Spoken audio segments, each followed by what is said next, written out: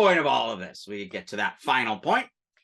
Divination alleviates anxiety and creates meaning when meaning cannot be found in the world. Once again, what does magic do? It addresses the pains of frustrations and inertia that you've tried everything you can physically and materially and you can't get to something. Likewise, with divination, you're worried about something. Divination helps you feel better. Then something bad happens and you don't know why. It will give you a causation. So there are these mental positive effects that are harnessed by divination. Now, the other thing I want you to remember is any divination technology is a relationship between the operator and the technology. The more you use the technology, the more familiarity you would get. So that's kind of obvious, but this thing happens where that technology does more and more different things, and you do feel it's almost like chatting with a friend when you pull out your divination cards. I mean, I sometimes will even use my cards as like little amulets, but not in the way like they protect me or anything. I'll look at a card or I'll draw a card for the day and say, this thing, I'm going to think about this, that, and I'm going to try to interpret my day according to that card. Or if I have a specific aspect of my day that I need to be nuanced or I want to keep with me, I'll pull out a card. Like generally, if I have like a job interview, I'll take the one of my favorite cards, the Four of Discs, which is often called work. And that one is like, it's like a structured symbol of four spires and what looks like a fortress. And if I keep that in my head, and sometimes I'll just tuck it into my vest pocket and I'll look at it every now and then during the day, it just helps me get my head in the right place.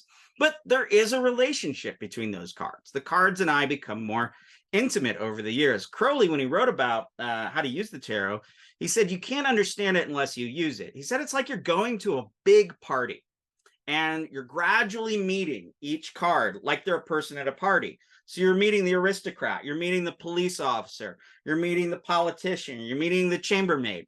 All of them you're meeting, but you're also watching how they interact with one another, so that the elements can have of this divination system can have their own personalities. When I think about divination, my third point, I want you to think about descriptive rather than prescriptive. Now, an individual client or an operator, so prescriptive, it tells the future. Descriptive, it tells you what's going on now or in the past. So an individual client or operator, in fact, may determine whether it's descriptive or prescriptive.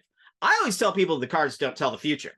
And then they come back to me a week later and like, that happened. What happened? That thing you said from the cards. Oh, it did? All right, I guess you believe it tells the future. I thought I was just describing stuff and telling stories.